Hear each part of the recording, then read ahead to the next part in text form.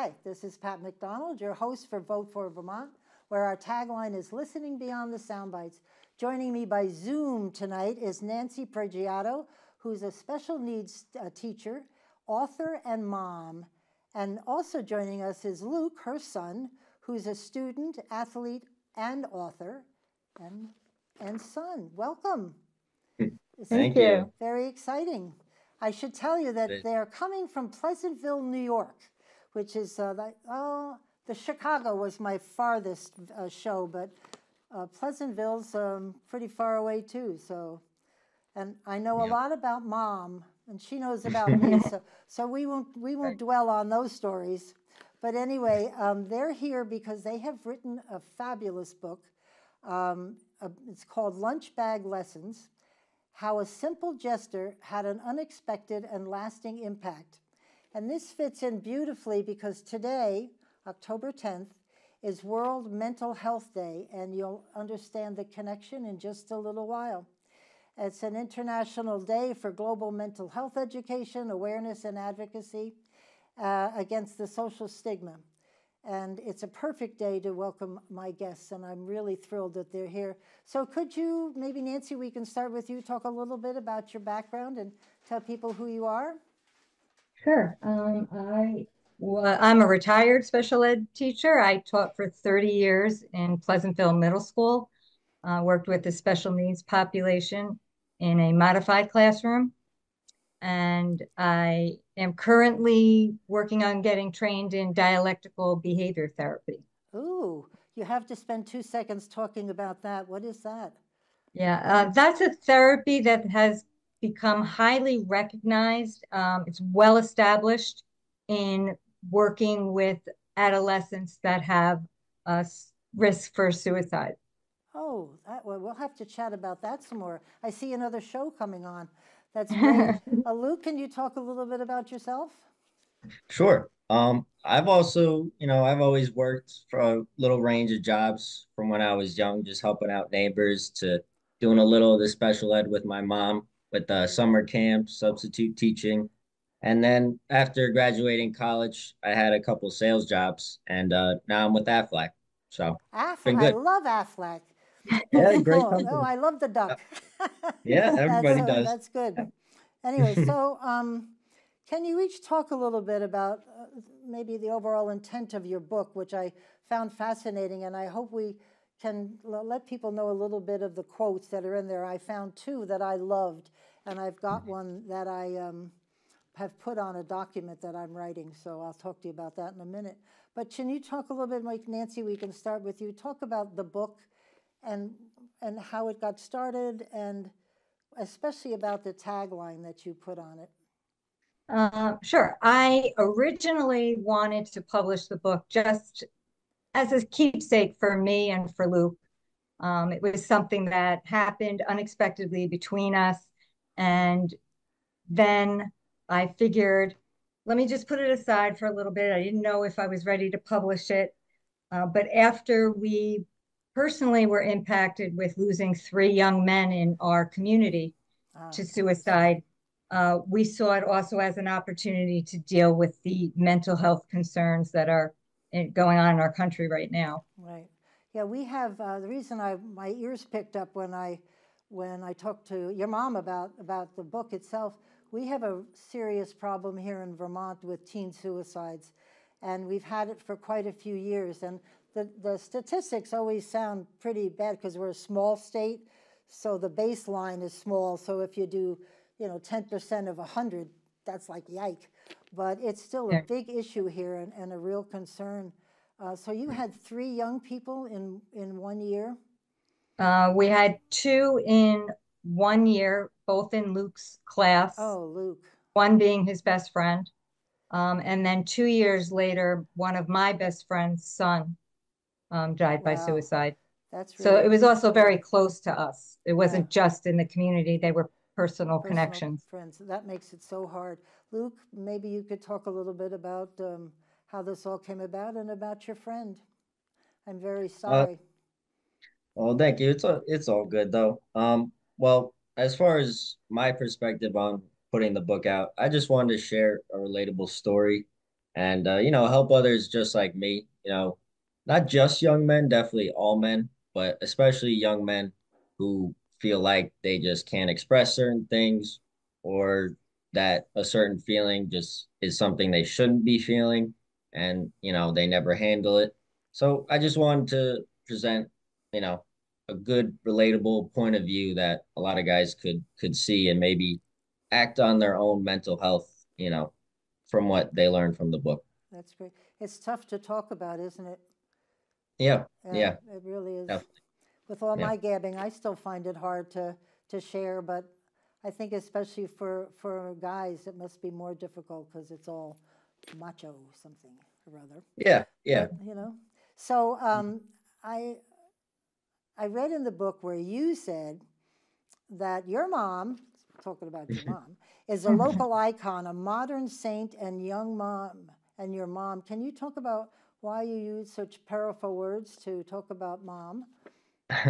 Well, to be completely honest, those words came to me right away. I didn't have to sit and think about it.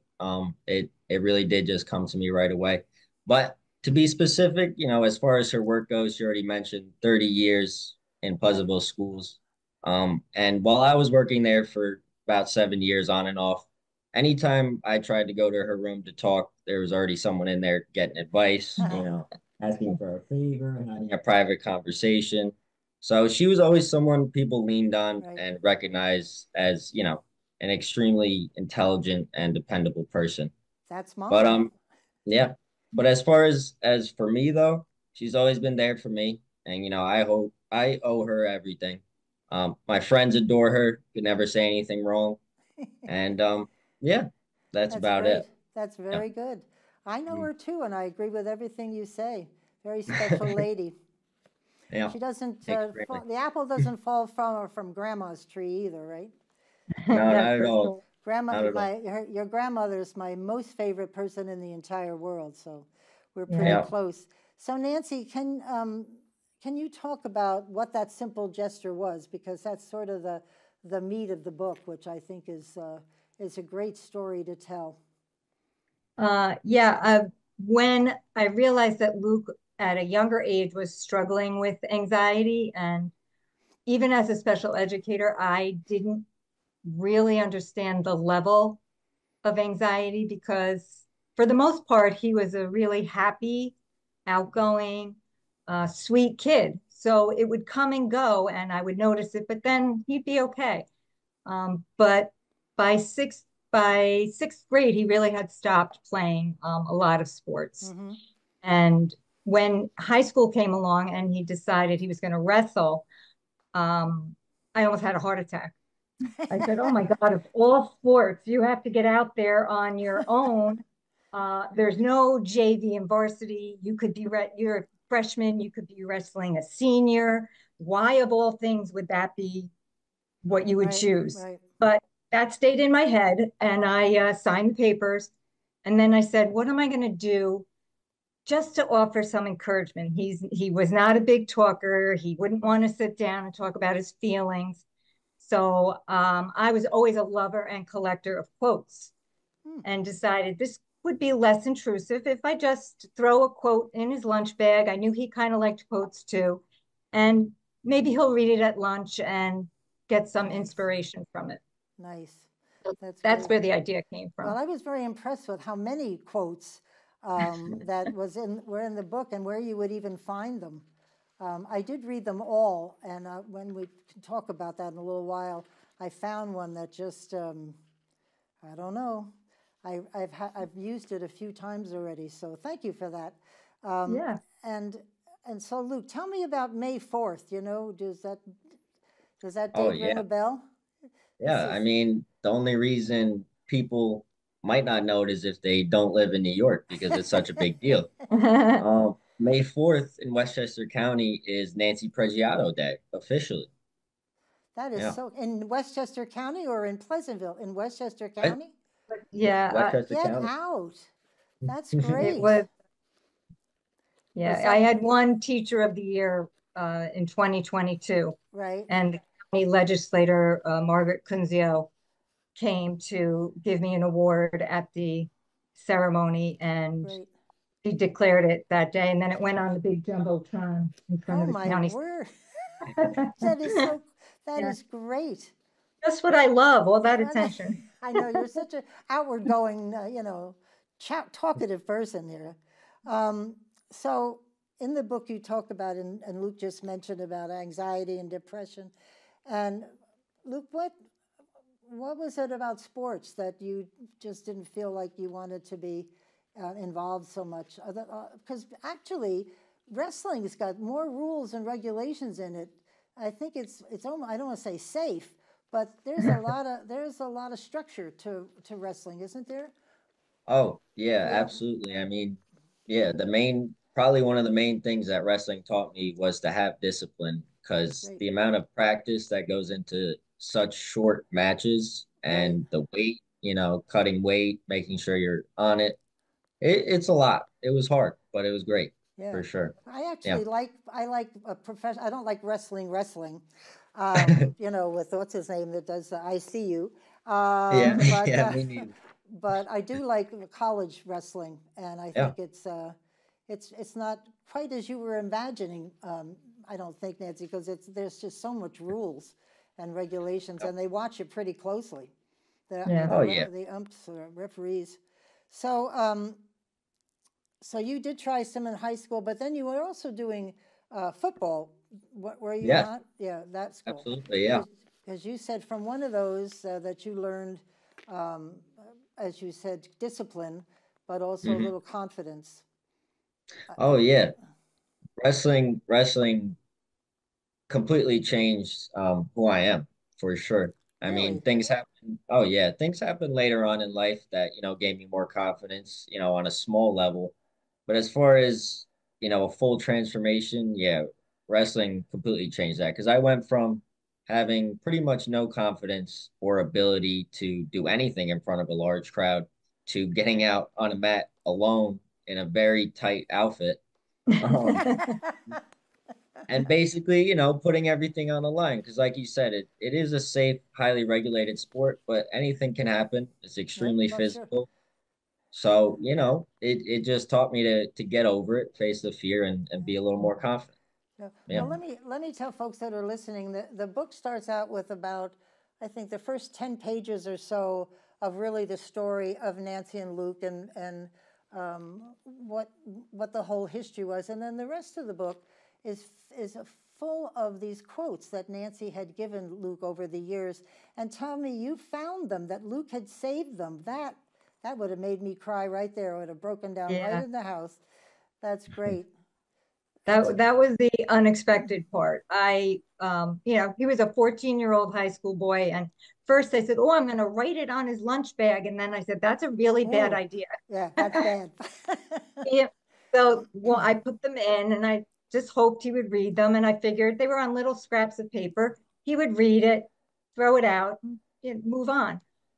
So when I was in his room one day and actually found them in the box that had been given Nice. to him by my mom after my dad passed. Oh, Um, I could not, I just was so overwhelmed with emotion that he was actually not just reading them, but see, putting them in his pocket and bringing them home and saving them. that's great.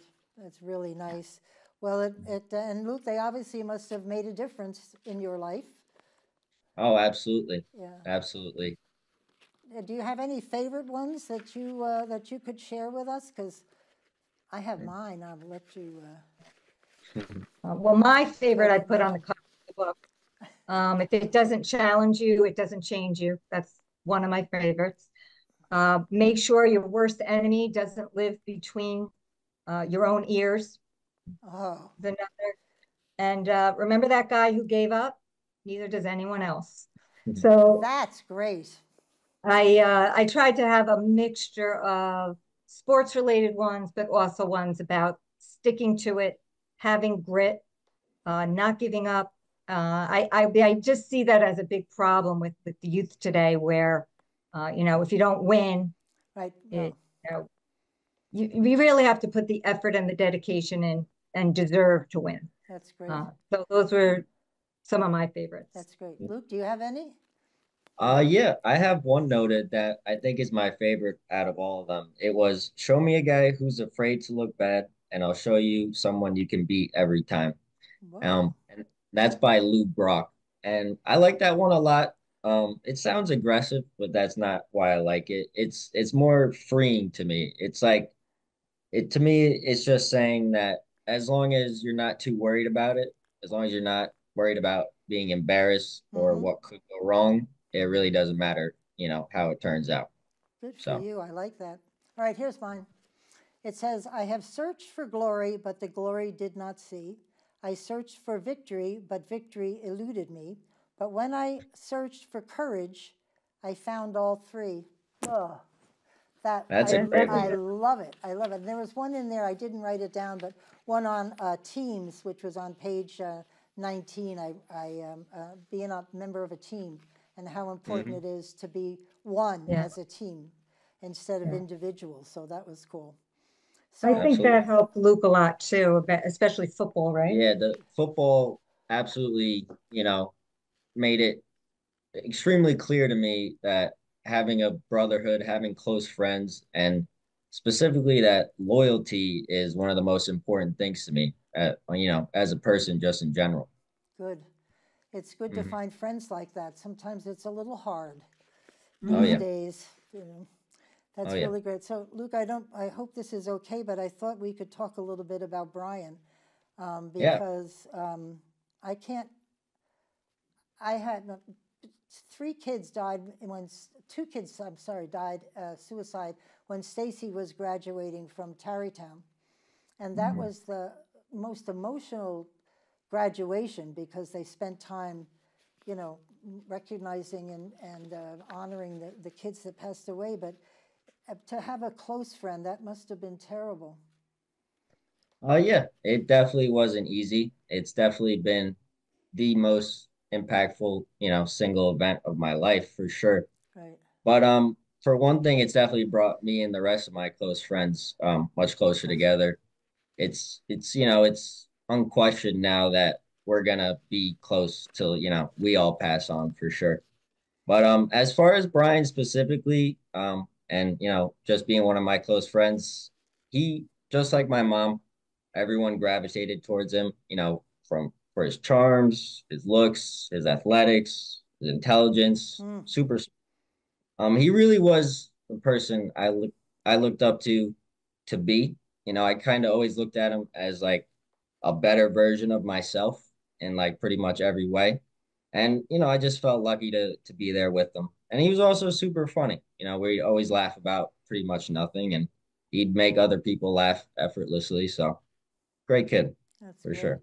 Yeah. And Hmm. I don't know how much I can ask, but did you see anything or have any clue, or he just No, held it all inside him? well, there were clues. Looking back, there were the signs. Obviously, as young kids, we were confused. We didn't know that they were signs. And he was better than me at hiding things. He only divulged to one other close friend that he was having any issues at all, Hmm. and made him swear not to tell anyone else. So Right. he was secretive, Yep. and that's a big reason why the book's important because most of us guys are extremely secretive when it comes to this type of stuff. Right. So yeah. Wow. Yeah. And I also feel like when you look at a kid like Brian, who is all of those wonderful things, sometimes the reaction from the outside is, what do you have to be depressed about? What Right. you have everything, and people really need to understand that that's not what it's about. It's an internal struggle. It's not a choice. Nobody wants to feel that way. Right. But I think that's also why sometimes they don't talk about it and hide it because people judge. Yep. Oh, and I'm sure it's hard to explain because of exactly what you said. If externally you've got everything, how can you be sad or how can you feel out of place or whatever? Wow, Right. that's too bad. And now I know his parents created a foundation which is called Break the Hold. Hmm. Can either one of you talk? I mean, they were talking about prevention, education, advocacy. Why break the hold? Nancy, either one of you, just to Yeah. talk about. Break the Hold actually BTH are his initials, Brian Thomas Halloran. Ah, So then they made that an acronym. that's great. And break the hold. So they're breaking the hold of mental illness on people. Yeah. And it really, I think it started as not only a way to help people, but a way to do something positive with the grief everyone was feeling. So it started off with a walk into the light, where we would start in the dark and walk into the sunrise as you were right, walking right, into the light. right. And it's just grown from there. Tons of fundraisers, and they're the ones actually that I'm doing the training with for DBT, because they're bringing that program into schools now Oh, for that's younger great. kids, which I think that's going to change the narrative. I think that's what's going to help change the stigma, because if you at a young age teach kids this Yep, is okay to have a conversation about, yep, here are some tools and strategies you can use to work through your emotions. And if that still isn't enough and you still need more help, that's okay. It's okay to ask for help. yeah. I plan to send this a video along with the book to some people that I know that work in the mental health field here, and just to talk about the struggles that you've been having, but also the things that we're dealing with here in Vermont, because there are many avenues that are available, but do people take advantage of it? Do young people? And that's the key. That's That really, is the key. I think I Right. So told I you feel in like Stacy's bringing it class, into the there was a, school. oh, sorry, what'd you say? I'm sorry. I feel like if they bring it into the schools, then you're kind of giving it to them whether they want it or not. Yep. Well, And then that offers them that, you might reach a couple kids that are like, wow, yeah, I'm it not alone. might sink in. That's great. I know one of Stacy's friends, I found a note in Stacy's room from her talking exactly about what we're talking about. And I went up to the school and I talked to them about it. And sure enough, that's what was on her mind. And she didn't talk to me for a year. And then she came back and thanked me. And I was very upset for a year because thought I was doing the right thing, but then I did the right thing. And then a year later, she said thank you, and I just thought, well, good, that's great. That's amazing. Yeah, because she needed help, which is probably why she wrote the note in the first place, so somebody would see it. And right. so Auntie Pat saw it. There you go. Anyway, yeah, almost all my family's friends, they all call me Aunt Pat, so that's how I get around with going to the kids' movies because I take them. Anyway, when you started to write this book, how did it work between the two of you, Nancy, about let's write a book? And obviously you both wanted to do it. Yeah. Well, actually, years ago, I was just going to do it. I asked him, I said, do you mind if I, publish it? And he said, no. So I wrote my foreword. Yeah. I put it aside and I never really followed through with it, which for me, I think was probably the best thing that happened, because now years later, after he was experiencing his own struggles, Right. and we then experienced the loss of Brian and two others, it really became something that I thought we could do together. So I felt like he'd be more open to writing about his experience and feelings as well. I didn't think it should only come from my perspective, because I didn't want to speak for him. Right. And So I thought what you wrote was really lovely, Luke. It was very nice. Well, thank you. Has anybody asked you to talk in front of people about the book and your experiences? Me? No, never before. Wait. we may I'm sorry, Nancy. we may be speaking at my college roommate actually works in the mental health field in New Jersey. And I think she's going to invite us in May, which is also Mental Health Month. That's great. You should really do that. I have a very good friend who was in a car accident and had a traumatic brain injury and for the rest of her life. And she learned how to talk to young students. And she's had people come up to her after listening saying, you've changed my life. And what a powerful feeling if you're able to share. I know it's hard, believe me. But Mm. if you're able to share and change even one person's life, I mean, Exactly. seriously, that's really Exactly. powerful. Mhm. That's good. So wait till the book gets out and around. They'll be calling you. Oh yeah. You can We do also it. were like very happy with, since we waited, we could take the opportunity to dedicate the book to Brian. Mhm. Oh, So yeah, perfect. Right, right. that worked out Yeah. well too. That's really excellent. And so the book, what I was struggling with was, um, did you pick, like, depending on what Luke was doing, going through and stuff, is that how you picked the quotes? Or it said at one point that there were 200 inspirational quotes for sports, motivation, and preservation. Was that kind of the theme throughout? I mean, or were you picking them because of certain specific issues that he was dealing with at the time?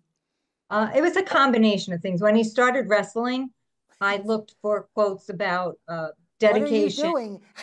Yeah, Think aside from about that, this. I looked for quotes about great dedication, not giving up, because I was so hoping that he would see it through and not get discouraged. Mm-hmm. And then I also was throwing in quotes about wrestling in general, because it is a very unique sport. It's a very much a sport of discipline and respect.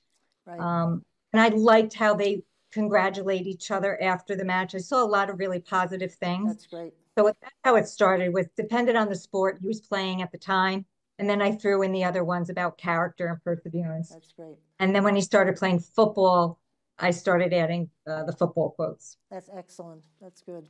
Yeah, no, I actually, I enjoy college wrestling.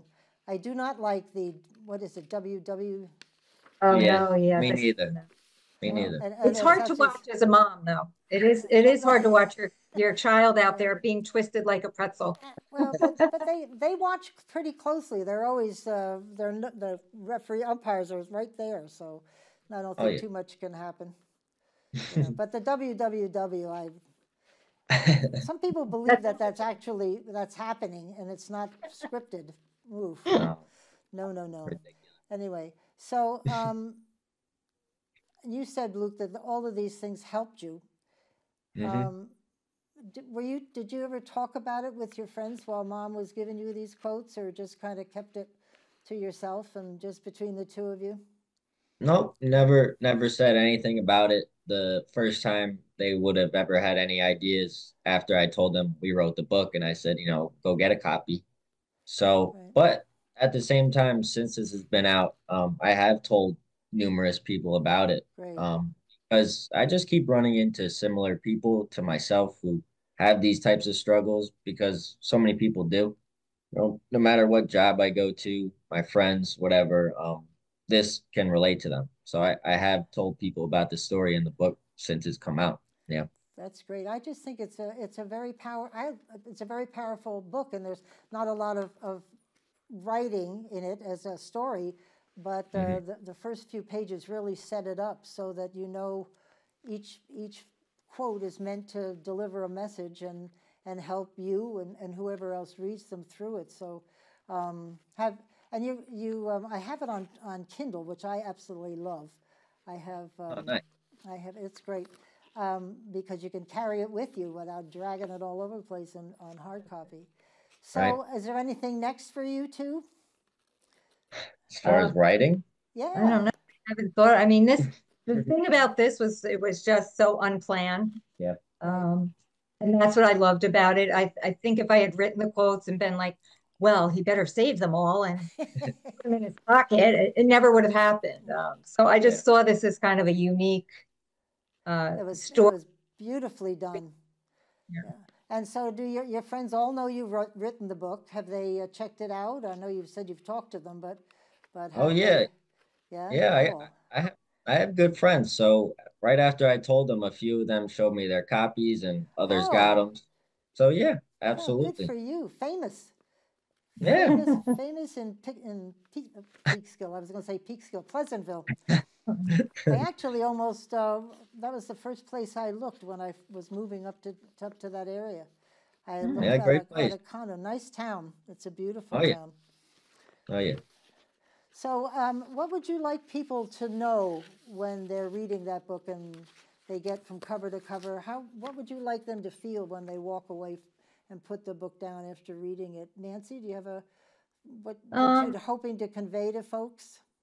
Yeah, it's interesting because a lot of the feedback that I got unexpectedly, I shared it on my Instagram page, with my friends, and people bought it. And I was so surprised at some of the texts and messages I got about how emotional they found it, and how almost every single one of them said, I'm going to buy that for my grandson, or I'm going to buy that for my friend because I know her son struggles.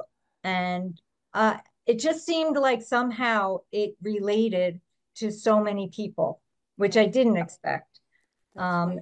So that impact I was surprised about. And then the larger impact for both of us is that we really just want people to realize that you don't have to be embarrassed or ashamed if you're having these struggles. And the only way to make things better is to have a conversation about it. Yeah, and I think people are afraid to have the conversation. They think if I ask somebody if they're thinking of hurting themselves or if something's wrong, they're going to get offended, or I'm going to put the idea in their head. And it's really actually the opposite. It's been proven to be the opposite of that.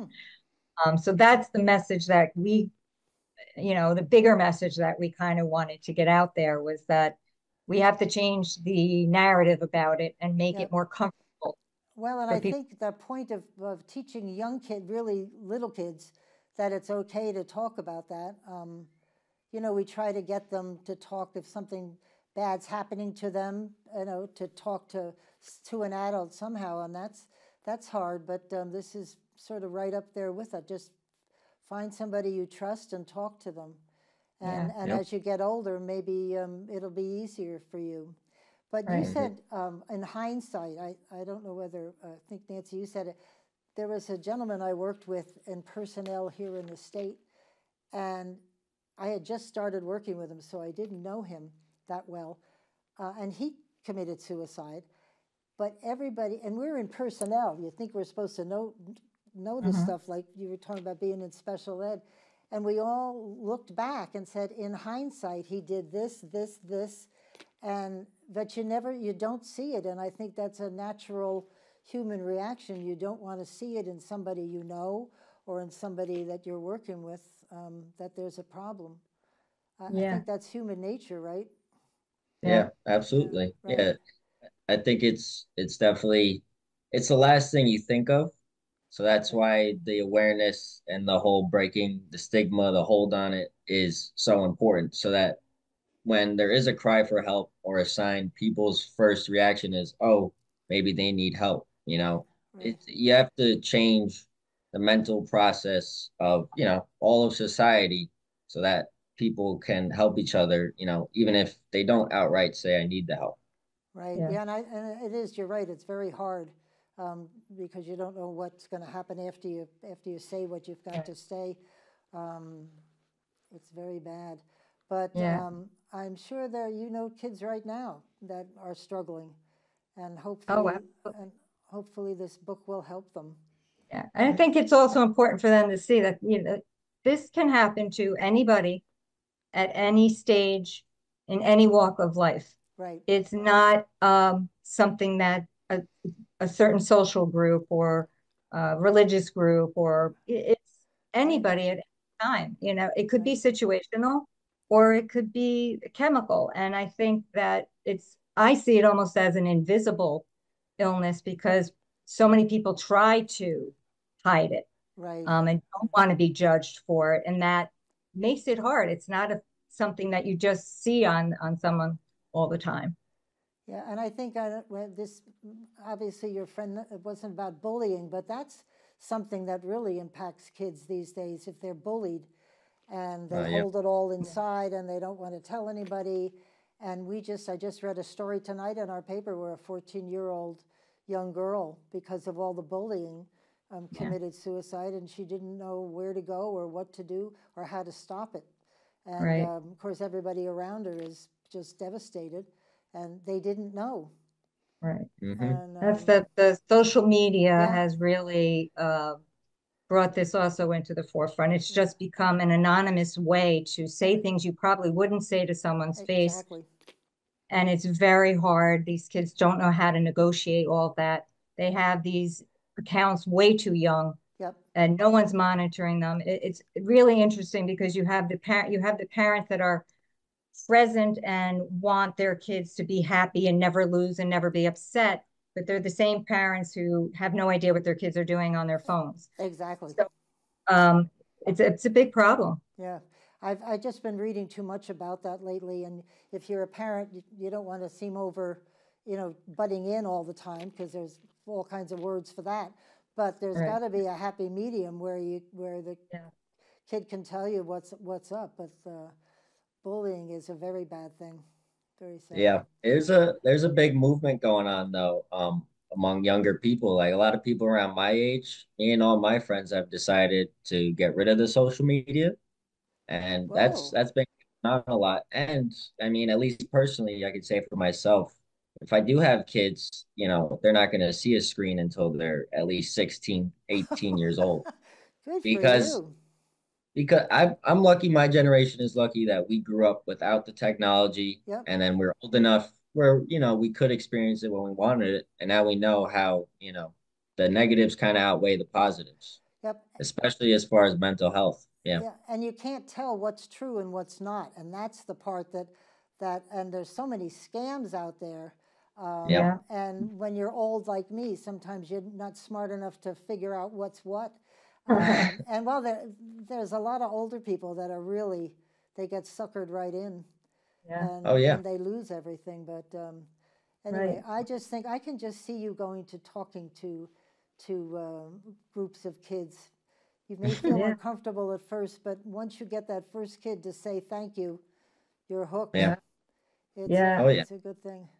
And I also feel like with the social media, you're getting a pinhole of someone's life, Right. and it's usually only the positive stuff they're putting out there, and you're sitting there saying, "Oh my God, they have such a Right. wonderful life. What's wrong with me?" And it's a pinhole. Yeah, right, It's exactly. You never get the whole story. oh, Yeah. So when you said your friends are giving up social media, are you actually giving up social media? Yes. Yes. Like, what does that Like, mean? No face, what? I, well, I'm an addict, so well, the most used apps are Twitter, yeah, Instagram, Snapchat, and maybe YouTube. And we have enough self-control that we'll only go on YouTube for, a few minutes, watch something educational. But when it came to Instagram and Twitter, wow. we realized that it's a complete waste of time. Not only is it a complete waste, but it's completely negative. Like Twitter specifically is known for putting on, you can load it up at any age, there's no age Yeah, restriction, and you immediately get war footage, you get car accidents, just a lot of terrible things. huh. So we all realize this isn't good for our mental health. This isn't good for anything at all. So we just came to the conclusion that we shouldn't do it anymore. you do use it in a positive way Oh for yeah. you. Well, Yeah, there are no. some good things on it for sure, but Yeah. Tell them what yours. Yeah, so I have two Instagram pages. I got rid of the one that I was wasting time and, sucking I up all the love it. negativity Yep, with. But the other one I just use for my photography. So I just great, post pictures I take on hikes and all that kind of stuff. So it very it can nice. definitely be positive. You just have to be careful and limit yourself. Yeah. That's right. I'm only on Facebook. That's as much as I've done. So, but Good. I Good. am addicted. That's the truth. It's I It that's Yeah, that's how that's what they put it. happens. yeah You scroll and scroll and scroll. Yep. yeah. I know, and I have to actually force myself to put it down and walk away. Yeah. Well, So good for you that you can yeah, do it Yeah. at least. I did. Well, we'll see how good that goes. But anyway, so when I was talking a little bit about your friends' parents with their foundation, do you get involved with them at all in what they're trying to do with education and Oh, yeah. are you what sort of support do you give them? I'm on the steering committee. Oh, perfect. for the organization. So we have run a bunch of fundraisers. We've done a few galas with silent auctions. Wow. We did a hoedown. We did we do the walk every year. We've done the walk for Right. 6 years. And now we're trying to get into schools with the DBT. So we have 2 new schools that we'll be going into in January. That's great. So hopefully that will spread. We have it in, I think, 4 schools now. So the foundation, though, must have quite a few people involved if they're doing training and advocacy and awareness. Anybody doing legislative advocacy or going up to? I haven't really been involved in that side. I know that they have gotten a number of grants. Oh, and that perfect. they work with other health organizations under the umbrella of their organizations. So they go to a lot of events. Yeah, that's great. They've spoken at a lot of events. They've won awards. Right. So they handle more of that side, and then the steering committee handles more of the fundraising side. The really nice thing is, even now it's been 6 years since Brian passed, and still the high school sports teams will have BTH games. Oh. So they dedicate one game to Brian, to the foundation. They invite the family. They say a little something at the beginning. Oh. And it's nice to see that a lot of the kids have really joined in the community. They didn't even know Brian. That's great. But they can relate to it themselves. Yeah, right.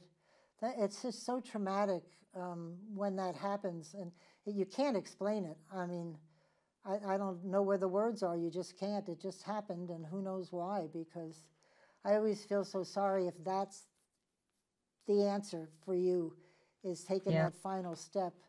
But maybe the what you're learning now will help younger people. And I think with Luke being involved at his age, I think that will help kids come forward, because they'll see they're not alone, that there's somebody that at least understands them. And I think you have a lot of power to really make a change, and that's really excellent. Good for you. Thank you. Thank you. I think they have to see that as it takes courage and strength to ask for help and to say that you're at this point, you need something more, versus a weakness. That's really the message as well. Right. Well, that's always, I think, I could think of a whole bunch of things where it just takes courage. You just make that first step. And then, well, that's like my poem said, what my little saying said. If you get the courage, everything else falls into place. So there you go. Exactly. I love that. I used to have, when I was at work, I used to do those things on the computer that was like a line that would run across, and it would say, wherever you are, be there. That was for all the time I was working, because it just made, when somebody comes in your office, you focus on them and stop doing everything else. And it's just take one thing at a time. And be present. Yeah. I mean, I think that's a lot of source of anxiety, is you're worried about the future or you're stressed about the past, and you're not living in the present. Exactly. And you need people to listen. And if you just listen to people and they think you're hearing them, not just doing it lip service, but truly listening and understanding, it makes a world of difference to them, and then gives you an opening to maybe help them. That's really good. I mean, it's a known fact that people only actually remember or hear 30% of what you say to them. So what's more important than words is, that overall feeling, the overall breaking of the stigma, so people just feel comfortable with it regardless. Is that true, 30%? That's what I heard. That's what I've always been You're told. You're probably right. How sad is that? I know, right? Probably true. Anyway. But I think the other nice thing is how your group of friends, who were the core group with Brian, have really looked out for each other since. That's great. That's great. Right? Yeah. I mean, obviously, we all rather none of this happen, but the positives have been tremendous. I mean, like I said before, we're undoubtedly, brothers. We're not gonna there's not a type of fight or disagreement that could, make us not be friends anymore now that, we've all gone through this. Yep. And, I can't tell you how many times I've asked my friend Tommy down in Georgia, how's it going? How we doing? Making sure we keep up with each other. Great. And the same for my friends to me. If they notice I'm a little on edge or, snappy, a little aggravated, they won't argue with me. They'll ask Great. what's going on or tell me to calm down. So, What a great tribute to your friend Brian. yeah, thank you. Even without perhaps thinking about it intentionally, you've made something very important, and so have his family, turned a very terrible thing into something very positive. That's Exactly. great. Yeah. The parents have been incredibly brave talking in front of hundreds, Really? probably thousands of people by now. So yeah, it's incredible what they've done. Yeah. Yeah. Well, I give them a lot of credit. That's because, especially since, as we were talking before, you sometimes just don't see it, and you would do anything for your children, but if you have to know what they're going through, and you have to see it. So Yeah. anyway, I think this is amazing. I'm going to put some of your quotes on the on a board at the end of the show. They were already going to include the front cover. I thought that cover was very, very clever. I like that. Thank you. Whoever your All her. illustrator was. And some of your photos were pretty sharp there, young man. Oh, But yeah.